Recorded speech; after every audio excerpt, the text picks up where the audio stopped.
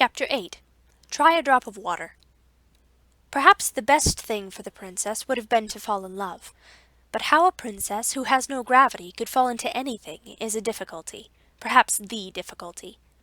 As for her own feelings on the subject, she did not even know that there was such a beehive of honey and stings to be fallen into. But now I come to mention another curious fact about her. The palace was built on the shore of the loveliest lake in the world, and the princess loved this lake more than father or mother.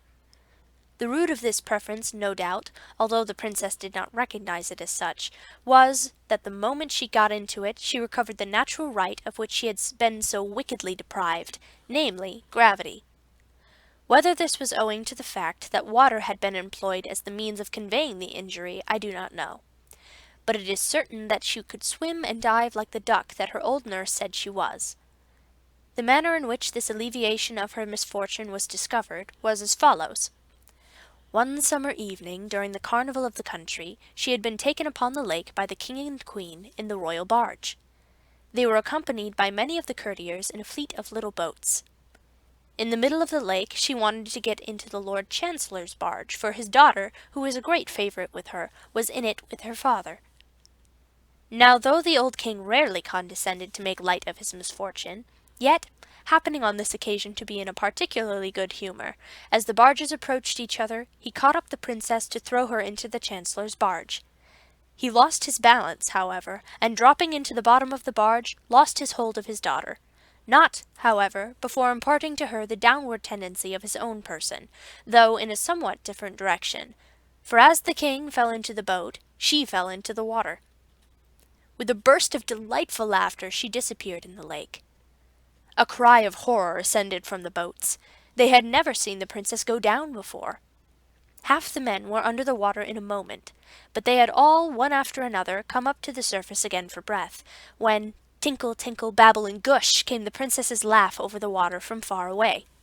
There she was, swimming like a swan. Nor would she come out for king or queen, chancellor or daughter. She was perfectly obstinate. But at the same time she seemed more sedate than usual. Perhaps that was because a great pleasure spoils laughing. At all events, after this, the passion of her life was to get into the water, and she was always the better behaved and the more beautiful the more she had of it. Summer and winter it was quite the same, only she could not stay so long in the water when they had to break the ice to let her in. Any day, from morning till evening in summer, she might be descried, a streak of white in the blue water, lying as still as the shadow of a cloud, or shooting along like a dolphin, disappearing and coming up again far off, just where one did not expect her. Any day, from morning till evening in summer, she might be descried, a streak of white in the blue water, lying as still as the shadow of a cloud, or shooting along like a dolphin, disappearing and coming up again far off, just where one did not expect her.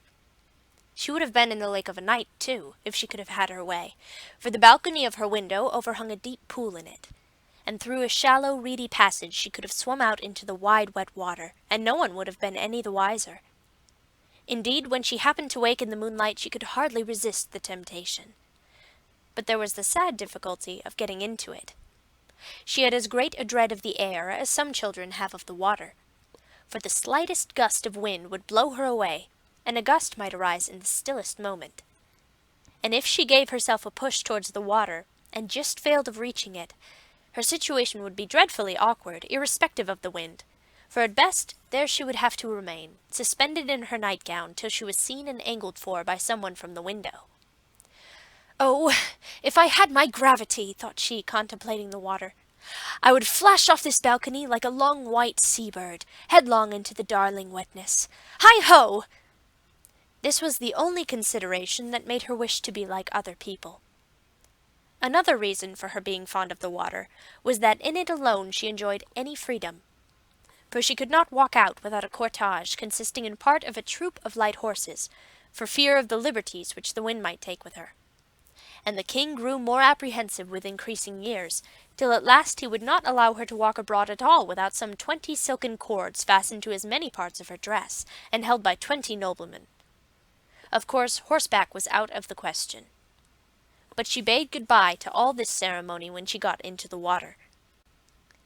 And so remarkable were its effects upon her, especially in restoring her for the time to the ordinary human gravity, that Humdrum and Kopekek agreed in recommending the king to bury her alive for 3 years, in the hope that, as the water did her so much good, the earth would do her yet more.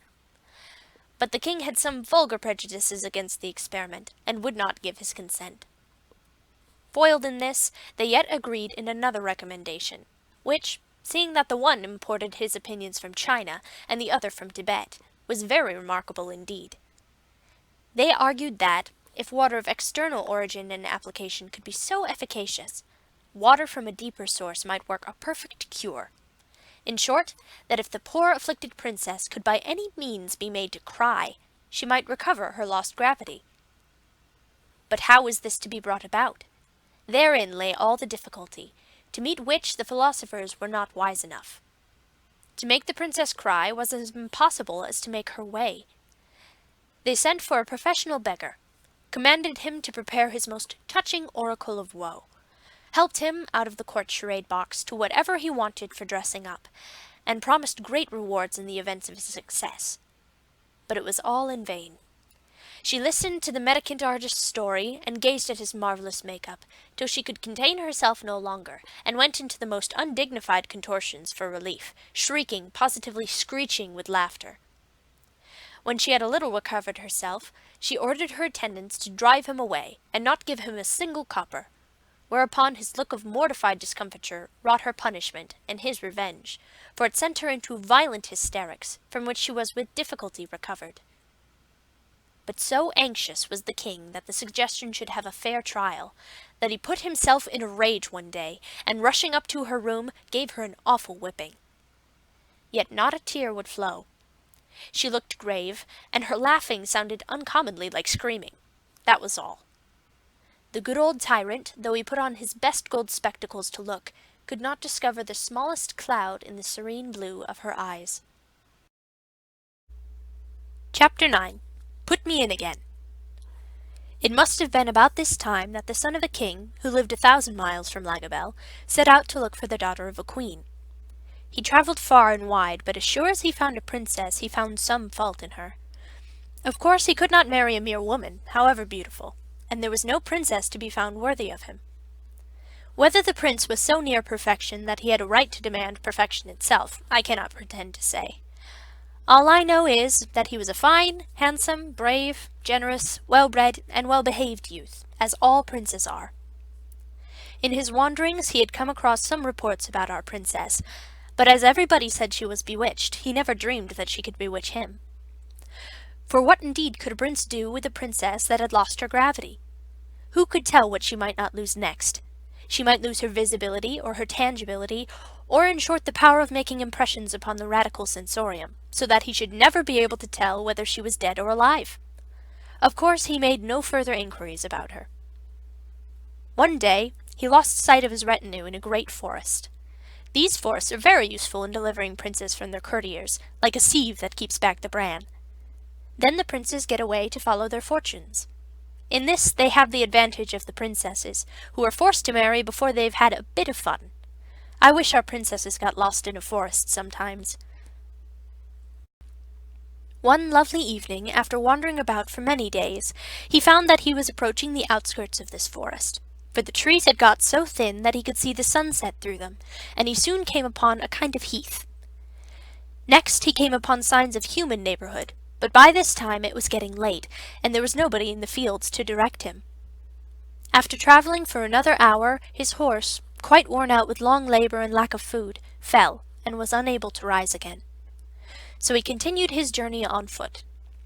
At length he entered another wood, not a wild forest, but a civilized wood, through which a footpath led him to the side of a lake.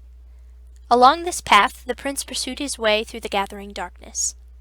Suddenly he paused and listened. Strange sounds came across the water. It was, in fact, the princess laughing. Now there was something odd in her laugh, as I have already hinted, for the hatching of a real hearty laugh requires the incubation of gravity, and perhaps this was how the prince mistook the laughter for screaming.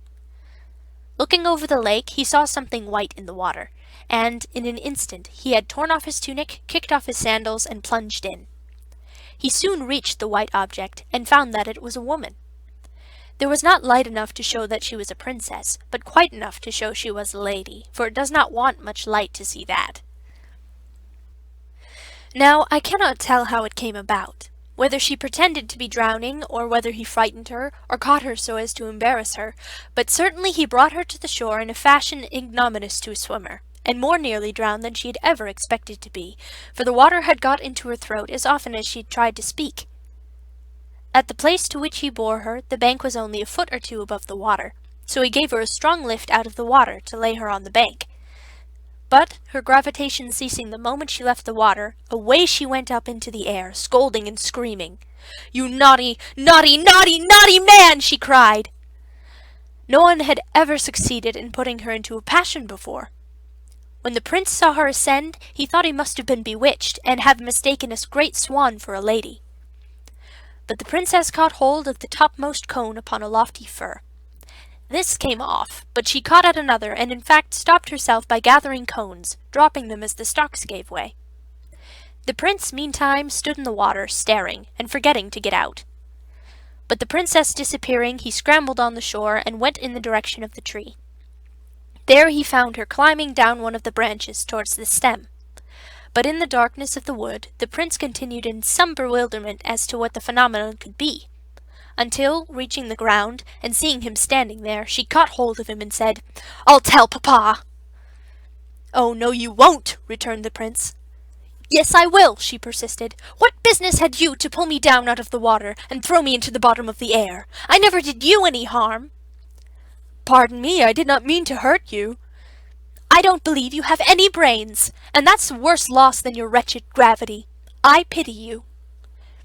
The prince now saw that he had come upon the bewitched princess, and had already offended her. But before he could think what to say next, she burst out angrily, giving a stamp with her foot that would have sent her aloft again, but for the hold she had of his arm. "Put me up directly." "Put you up where, you beauty?" asked the prince. He had fallen in love with her almost already, for her anger made her seem more charming than anyone else had ever beheld her. And, as far as he could see, which certainly was not far, she had not a single fault about her, except of course that she had not any gravity. No prince, however, would judge of a princess by weight. The loveliness of her foot he would hardly estimate by the depth of the impression it could make in the mud. "Put you up where, you beauty?" asked the prince. "In the water, you stupid!" answered the princess. "Come then," said the prince. The condition of her dress, increasing her usual difficulty in walking, compelled her to cling to him, and he could hardly persuade himself that he was not in a delightful dream, notwithstanding the torrent of musical abuse with which she overwhelmed him. The prince being therefore in no hurry, they came upon the lake at quite another part, where the bank was 25 feet high at least, and when they had reached the edge, he turned towards the princess and said, "How am I to put you in?" "That is your business," she answered quite snappishly. "You took me out, put me in again." "Very well," said the prince, and catching her up in his arms, he sprang with her from the rock. The princess had just time to give one delighted shriek of laughter before the water closed over them. When they came to the surface, she found that for a moment or two she could not even laugh, for she had gone down with such a rush that it was with difficulty she recovered her breath. The instant they reached the surface, "How do you like falling in?" said the prince. After some effort, the princess panted out, "Is that what you call falling in?" "Yes," answered the prince. "I should think it a very tolerable specimen." "It seemed to me like going up," rejoined she. "My feeling was certainly one of elevation too," the prince conceded. The princess did not appear to understand him, for she retorted his question. "How do you like falling in?" said the princess. "Beyond everything," answered he, "for I have fallen in with the only perfect creature I ever saw." "No more of that. I am tired of it," said the princess. Perhaps she shared her father's aversion to punning. "Don't you like falling in, then?" said the prince. "It is the most delightful fun I've ever had in my life," answered she.